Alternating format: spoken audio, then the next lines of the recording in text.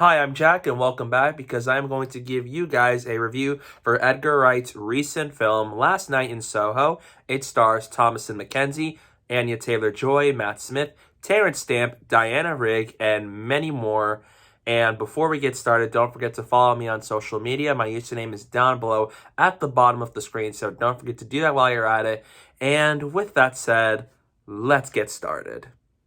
The film follows a young girl named Eloise, played by Thomasin McKenzie, and she is an aspiring fashion designer who goes to college in London to push that dream forward. However, she finds out that London is not what it seems, and she starts to be able to enter 1960s London, where she encounters Sandy, an idol of hers that she begins to idolize, who wants to be a singer, played by Anya Taylor-Joy, and she finds out that things are very mysterious and not what they seem. This was one of my most anticipated movies of the year because I really liked Anya Taylor-Joy as an actress. I watched her in Emma, I've seen her in Glass, I've seen her in New Mutants and Queen's Gambit, and I love her. I really like her as an actress, and I really like Thomasin McKenzie as well, from Jojo Rabbit and Old. And so I really like the cast that they have for this movie, and Edgar Wright is a great director, and I love movies that he made, like Scott Pilgrim versus the World. So I was really looking forward to this movie, and it's safe to say that I dug it. I had a fun time with it. It was very, very surprising to me. So let's start talking about the positives of this movie. The first thing I'm going to say is I really like the acting.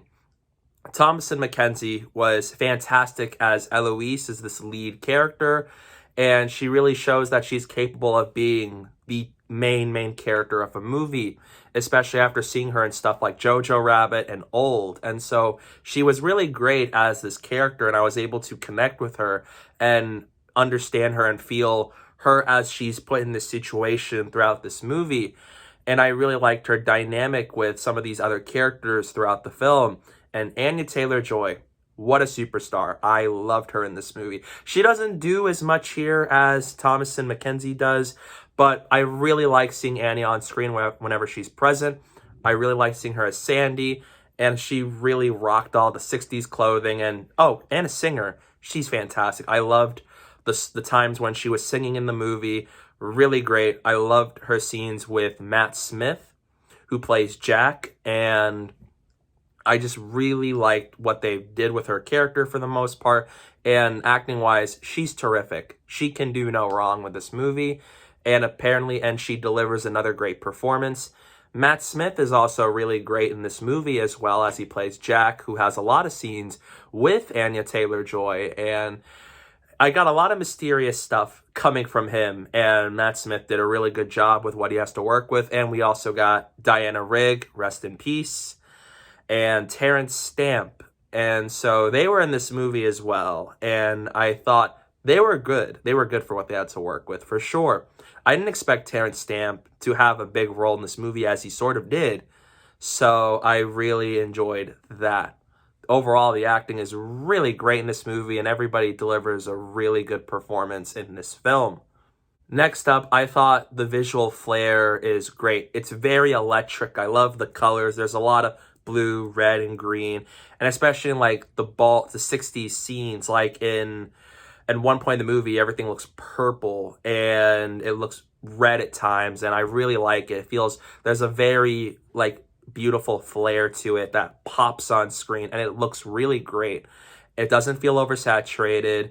It feels good, and it looks just really great on even the characters themselves, especially Sandy, because there's one moment where it's like everything looks purple, but you still see her in the red dress that she wears and all that, and it looks really great. I love how just there's so much style. You can tell you're watching an Edgar Wright movie with this, even though it is actually very different from other stuff that he's made.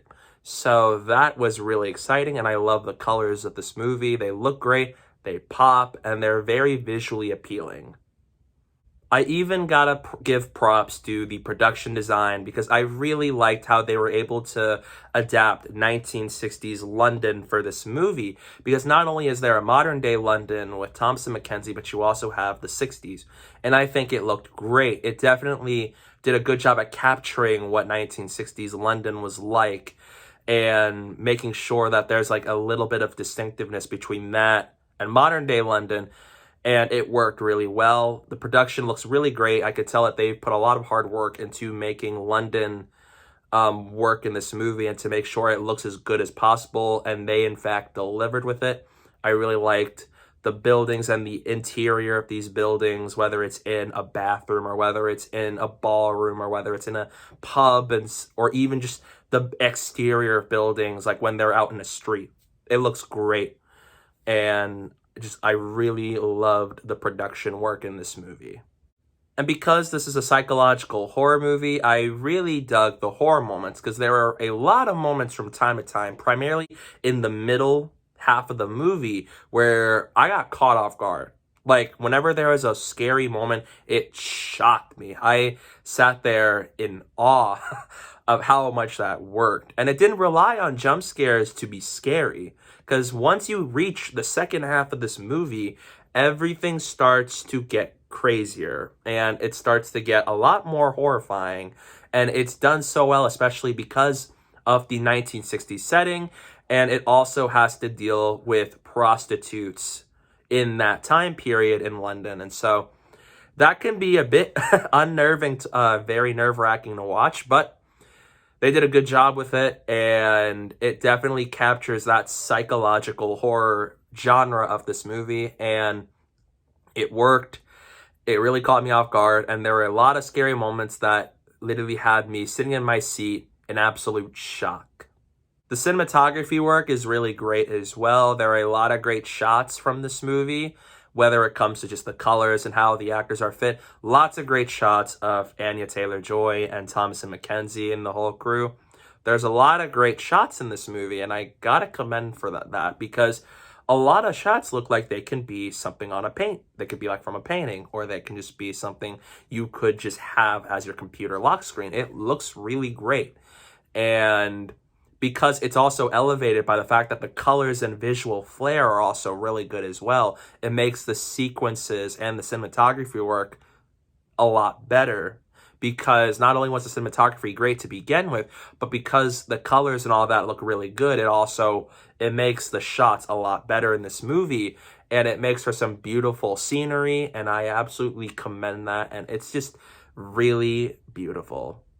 The movie also has musical moments throughout, so because of it, it also has a great soundtrack.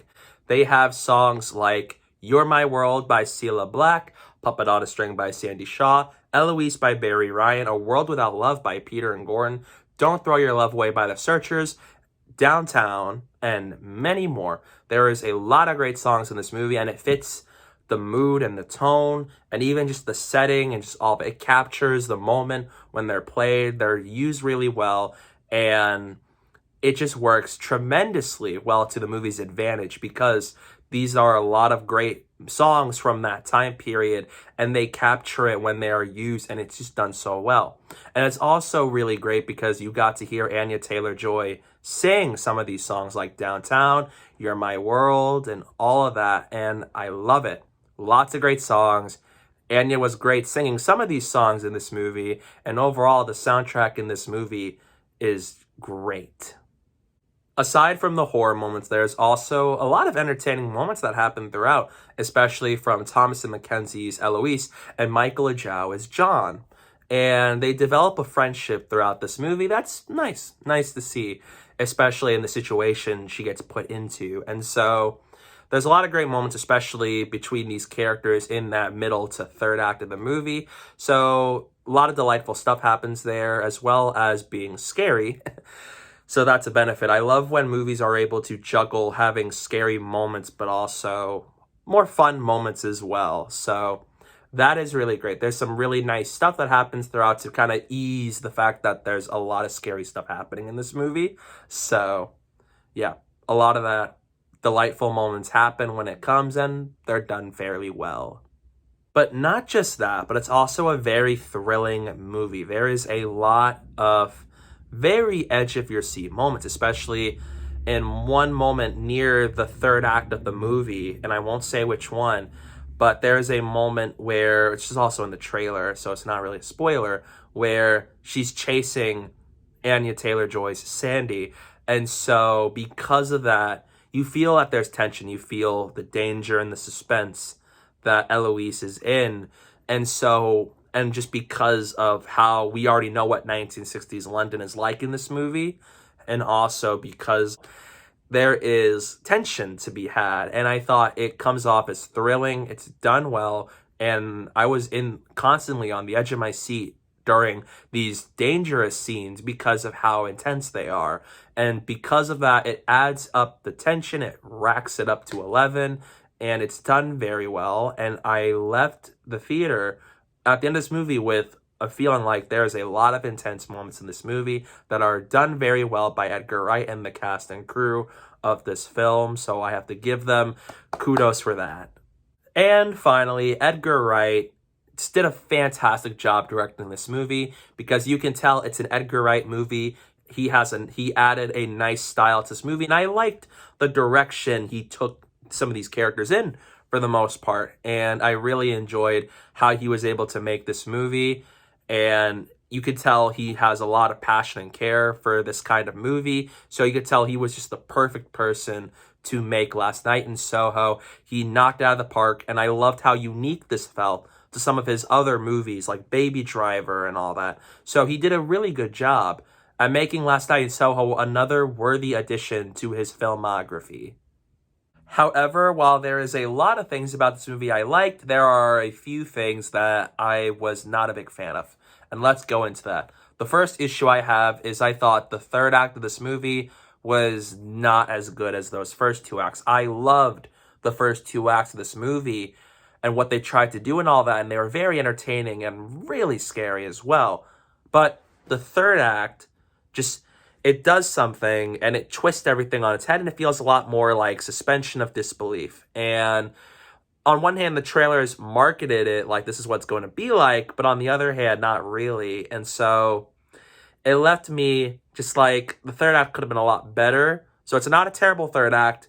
The ending is fine. It's a nice ending, but that third act sort of holds it back from being even greater. And then the second issue I have with this movie is there is a character reveal that happens in the third act. And when it happened, I was very mixed on it because the first two acts did one thing with this character, like this is what it's building up to. And then the third act comes in, it's like, whoop, nope, we're going to give you guys a subvert expectations right there. And it's interesting. I like to try to do something risky, but then on the other hand, it sort of just makes a lot of the stuff you saw before, like there's more to it, but not so much in a great way.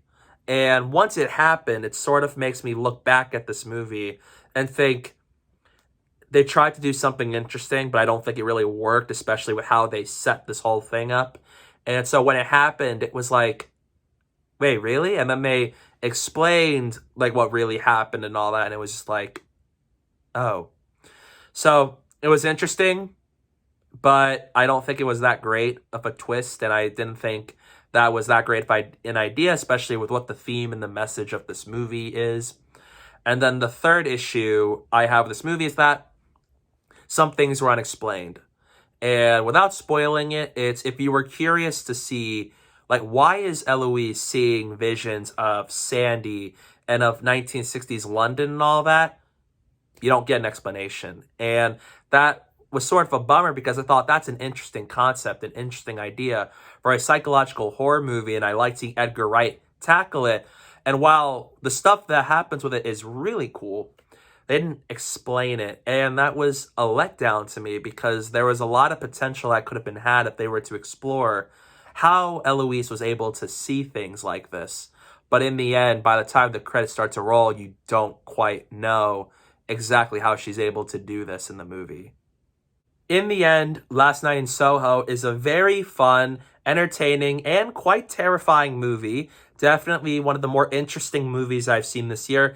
It has great directing, fantastic performances, beautiful set pieces, great entertaining moments and musical moments and all that.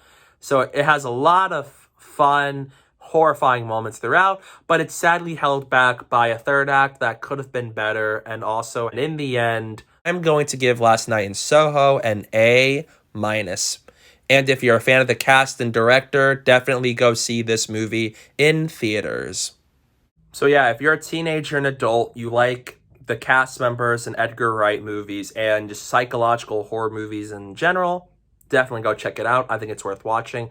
This is definitely one of the more interesting movies to have come out this year. It's definitely on my top 10 at the moment. But yeah, interesting movie. Had a few issues, but it's still a great time. Still a really great movie that I really enjoyed. So those are my thoughts on Last Night in Soho. Don't forget to let me know down below in the comment section, what did you think about this movie? I'd love to hear your thoughts on it. And thank you guys so much for watching. And don't forget to hit that like button and the subscribe button. And stay tuned for more. And you are? Sandy.